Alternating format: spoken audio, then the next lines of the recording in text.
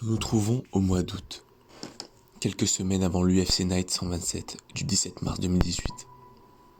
Blan Djakovic, comme à son habitude, se balade avec ses deux chiens dans une forêt près de Varsovie. Pendant que le géant polonais se promène dans la forêt, il aperçoit un homme, de dos, presque immobile. À l'arrivée de Blachowicz, avec ses deux chiens, dans une forêt isolée, l'homme ne plonge pas. Il ne se retourne pas. Il ne cherche pas à voir ce qui se passe. La forêt et la luminosité empêchent à Jeanne de bien voir l'étrange individu. À ce moment-là, Blachowicz sent quelque chose de bizarre. Mais il passe son chemin. Le soleil commence à diminuer dans le ciel polonais. Quand Blachowicz reprend le chemin inverse pour rentrer chez lui, il réaperçoit l'homme, qui n'avait pas bougé de place. Mais Blachowicz comprit que l'homme ne se tenait pas debout. Il était pendu à une corde. Mais ce qui est étrange, c'est que l'homme, pendu, avait les pieds qui touchaient le sol. Ce qui donnait cette impression à l'allée du chemin que l'homme n'était pas pendu mais se tenait debout. C'est un peu étrange quand on sait que le but d'une pendaison est d'être en suspension dans le vide, pour que la corde puisse vous étouffer jusqu'à la mort.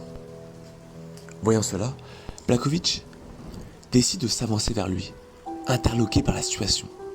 Il ne sait pas quoi faire. Il lui demande bêtement « Hé, est-ce que ça va ?» Évidemment, l'homme à la corde ne répond pas. Blachowicz, ensuite, appela la police. Pendant ce temps, il attendait seul dans la forêt, de plus en plus sombre avec ses deux chiens et le pendu. Quand les policiers arrivèrent, ils observèrent la nuque et constatèrent que le cou s'était allongé d'un tiers, du fait de la traction de la corde. Ceci pour expliquer pourquoi l'homme avait ses pieds qui touchaient le sol. Le cou grandissant, plus le poids de l'homme sur la branche, font que son corps s'est rapproché fortement du sol. L'homme a dû également mal doser la longueur de sa corde pour se pendre, ce qui peut être un problème fréquent chez les mauvais pendus. L'homme avait le cou brisé ainsi que la colonne vertébrale complètement détruite.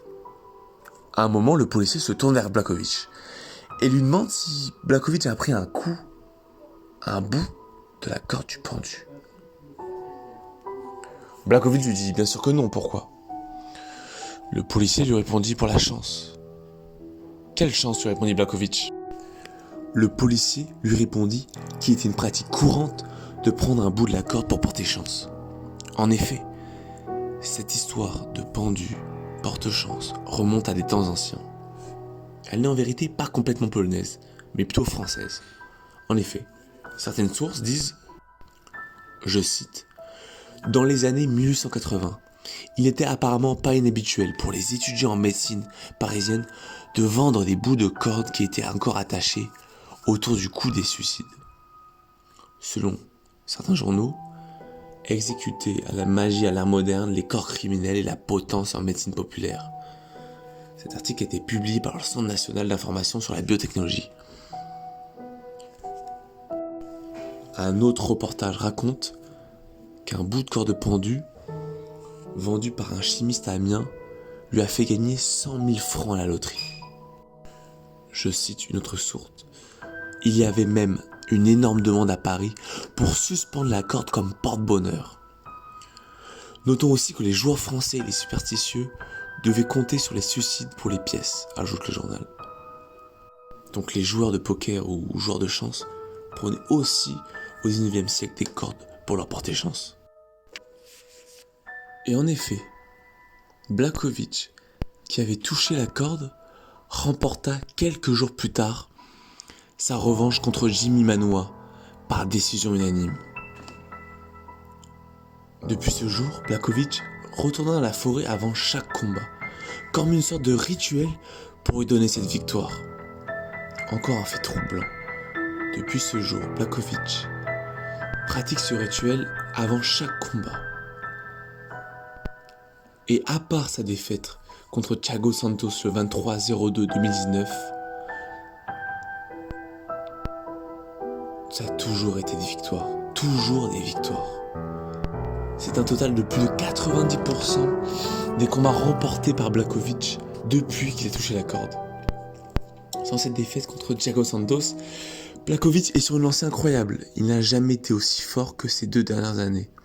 Il a réussi à être champion light heavyweight, l'ancien trône de John Jones, et a défendu sa première défense de titre contre Adesanya, qui n'avait jamais été vaincu en MMA. C'est une incroyable histoire pour un homme qui a toujours été un underground et dont sa carrière n'a explosé qu'à ses 36 ans. Avant, la carrière de Blachowicz, avant cet événement, se résumait à 2 victoires et 2 défaites.